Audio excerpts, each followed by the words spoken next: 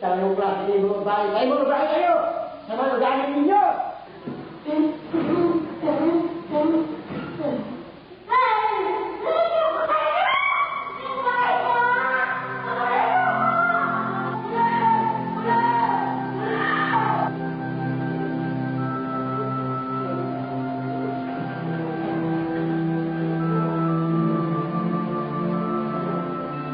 Walang pinatatawad ang rabies.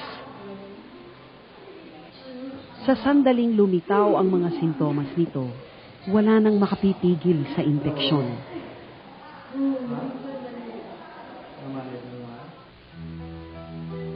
Hindi biro ang mapait na katotohanang may isang Pilipinong namamatay araw-araw dahil sa kagat ng asong ulol. Marami sa mga ito, lalo na sa probinsya, ay lumapit muna sa albularyo o sa suksok, naniwala sa bawang at batong buhay na wala namang bisa laban sa rabies. Nang maalala nilang tumakbo sa doktor, huli na ang lahat. Ang rabies ay makukuha mula sa isang virus na taglay ng laway ng isang hayop na may rabies. At ang buong takbo ng pamiminsala nito ay nahahati sa 3 yugto. Ang unang yugto ay nagsisimula kasabay ng pagpasok ng virus sa loob ng katawan dahil sa kagat ng isang hayop na may rabies. O di kaya'y paghimod nito sa sariwang sugat ng tao. Hugis bala ang virus na ito. At ganito kung umatake. Kumakapit ang virus sa malusog na nerve cell at siya'y tinatanggap nito.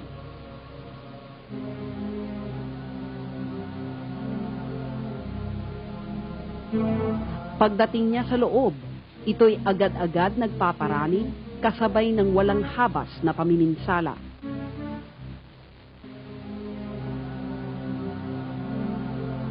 Di magtatagal, iiwanan ng bagong pulutong na ito ang kumupkup sa kanila para maghanap ng bagong makakapitan.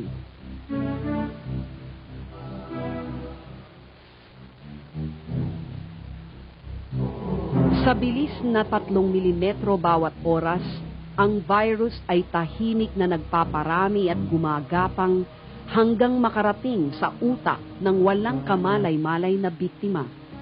Sa 90% ng kaso, ito'y tumatagal ng 20 hanggang 90 araw.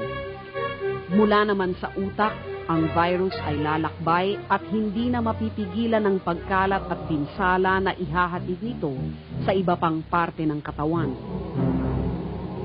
Sa pangalawang yugto, ang biktima ay makakaramdam na ng pagbabago, gaya ng panghahapdi at pamamanhid sa dako ng sugat, bagamat ito'y magaling o pagaling na. Sakit ng ulo at lagnat, animoy may trangkaso.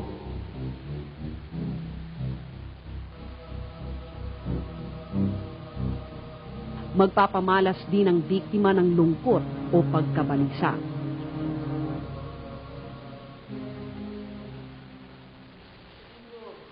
Sa mga kasong nakuna ng kamera sa San Lazaro Hospital, ang mga pasyente ay nasa huling yugto na ng impeksyon ng madala sa ospital.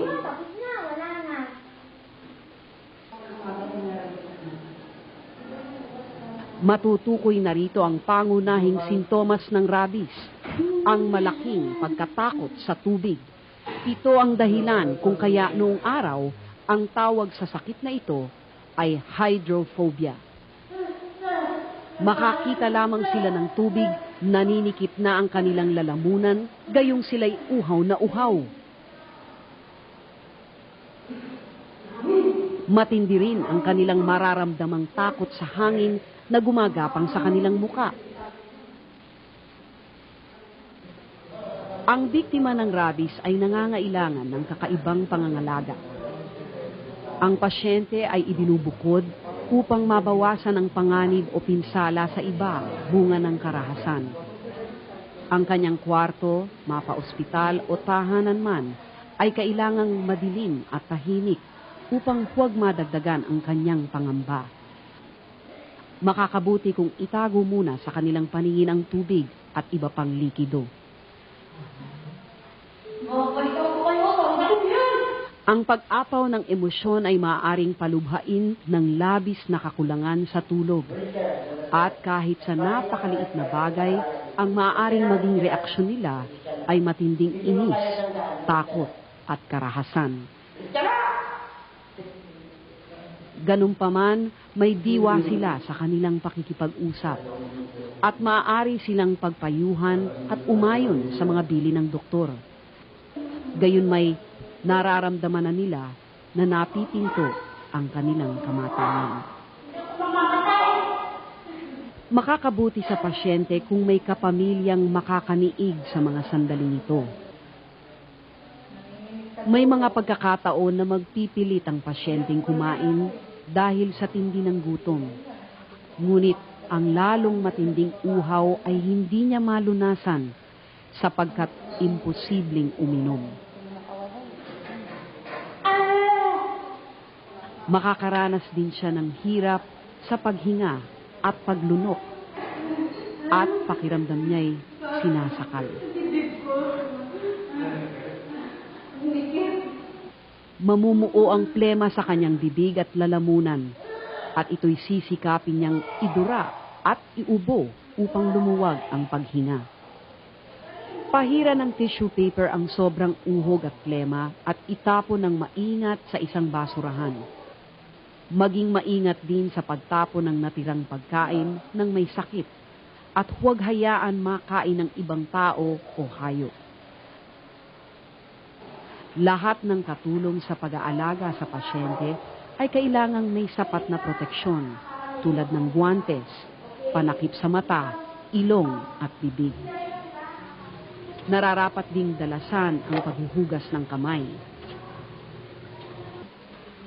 Kailangan bantayan palagi ang pasyente dahil maaari siyang magpumilit na makaalis sa kanyang silid. Hinahanap namin attendant natin kung ito one over. Mga kapag na nung mga attendant over. Andiyan na nanay mo. Hoy, huwag mo basagin yan. Dali na! Dali na!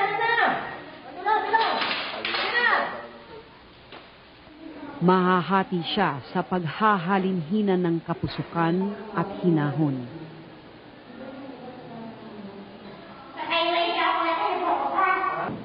Sa huli, unti-unting mapaparalisa ang kanyang katawan hanggang mawalan ng pakiramdam at malagutan ng hininga.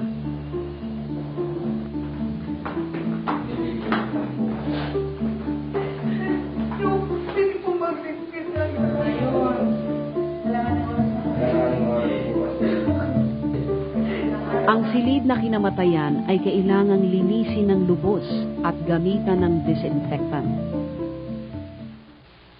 Tandaan na nakakalipat ang virus sa pamamagitan ng laway, kung kaya may panganib lamang sa pakikipaghalikan ng lips to lips at hindi sa simpleng hipo o haplos. Nasa panganib din ang mga kumatay at humawak ng kontaminadong karne, lalo na ang mga kumain ng half-cooked na laman o utak ng asong ulol. Para sa mga nakagat ng aso, ang wastong paraan ng pag-iwas sa rabies ay sa maagap na paglalapat ng lunas. Kung maaari, sa kapagkarakang siya'y makagat.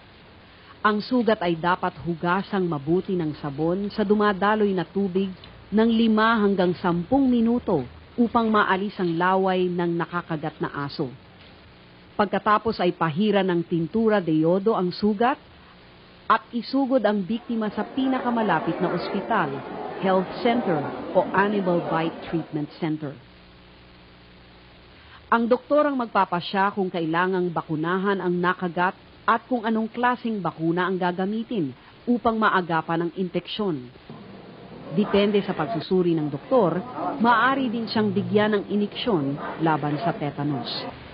Samantala, ang asong nakakagat ay kailangang mahuli at italing mabuti o ikulong at obserbahan ng 14 na araw. May mga palatandaan ng hayop na may rabies, gaya ng kapansin-pansing pagbabago ng ugali, tulad ng pagiging biglang matamlay o di kaya'y biglang babagsik. Kapuna-puna rin ang pagiging balisa ng aso. Bantayan din ang panlilisik ng mga mata. Minsan ito'y parang manhid sa sakit at sobra sa lakas. Kakagatin ito kahit anong bagay, gaya ng kulungan, hanggang sa magkasugat-sugat ang kanyang gilagid. Mapapansin din sa mga sumusunod pang mga araw ang sobrang paglalaway ng aso dahil sa pagkaparalisa ng kalamnan ng panga at lalamunan. Sa kalaunan, ang buong kalamnan ay mapaparalisa hanggang sa mamatay. Ang asong magpakita ng ganitong mga palatandaan ay kailangang isakripisyo agad ng may-ari upang maipasuri ang utak nito. Madaling pagkasyahin ang buong tuta sa isang plastic bag. Subalit, kung ang aso ay malaki na, kinakailangang pugutin ng maingat ang ulo nito. Ang maatasang gumawa nito ay dapat gumamit ng panakip sa mata, ilong at bibig, kasama ng guwantes at kapote bilang proteksyon sa talsik ng dugo at laway na maaring may taglay na rabies. Ibalot ang buong ulo sa makapal na plastic bag at ipaloob sa isang styrofoam chest na may sapat na yelo para sa biyahe patungong laboratorio. Narito ang listahan ng mga laboratorio na maaring pagdalhan ng mga ipasusuring aso.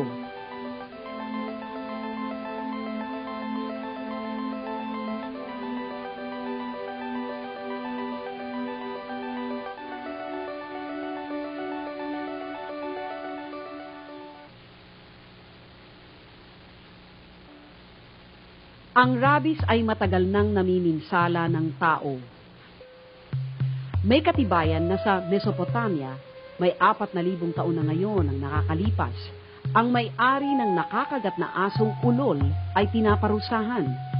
Noon pa man, malinaw na ang pinakamabisang pamuksa sa salot na ito ay ang responsableng pag-aalaga ng aso.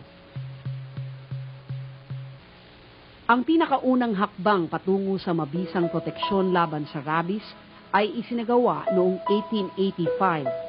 Nadiskubre ng siyentipikong Pranses na si Louis Pasteur ang bisa ng bakuna. Ang paggamit ng kaunti at pinahinang virus upang palakasin ang depensa ng biktima laban sa sakit na dulo ng virus na yun.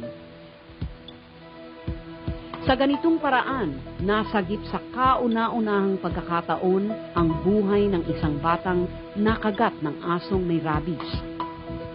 Mula noon, ang paraang ito na patuloy na pinaghuhusay ay ginagamit sa buong mundo upang maagapan at mapuksa ang rabies.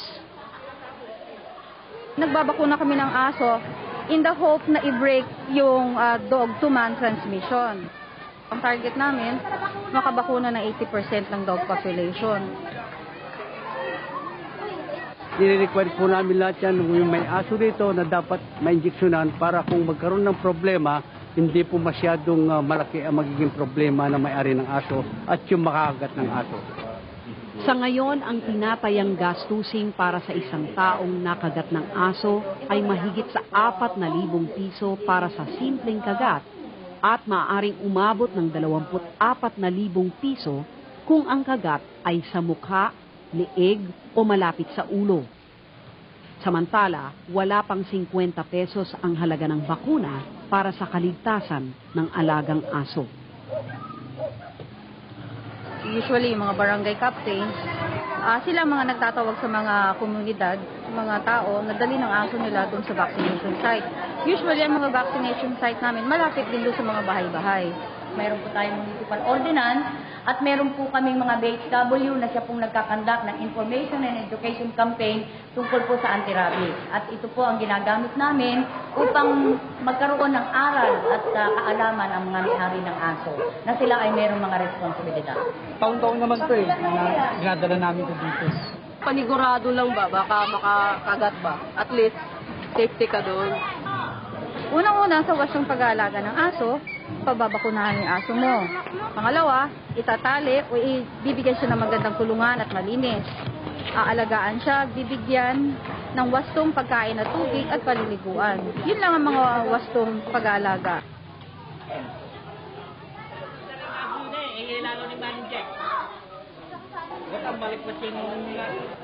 Ang Bureau of Animal Industry ay handang-handang sumuporta sa inisyatiba ng mga komunidad tungo sa pagtuksa ng rabies. At ang pinakasusi rito ay ang wastong pag-aalaga ng aso. Kung hindi po nila kayang gampanan ang responsibilidad ng pangangalaga ng mga aso o anumang hayop na maaaring makapinsala, mas mabuti pa pong wag na silang mag-alaga. Sa ngayon, mahigit sa 60 bansa na ang nag-ulat ng lubos na kaligtasan sa rabies. Kabilang dito ang Japan, Malaysia, Taiwan at Australia. Ito'y makakamit rin natin kung tayo'y tutulad sa kanilang puspusan at taunang pagbabakuna ng kanilang mga alagang hayop at kung hindi natin hayaang gumala-gala ang ating mga aso. Sa madaling sabi, kung tayo'y magiging responsible pet owners. Dapat nating tandaan na ang rabies ay isang sakit na hindi likas sa tao. Kung maagapan ito sa pamamagitan ng pagpapalaganap ng wastong impormasyon tungkol sa rabies at sa tamang pangangalaga ng hayop at kapaligiran, walang kailangang dumanas ng kalunos-lunos na kapalaran na idinudulot ng salot na ito.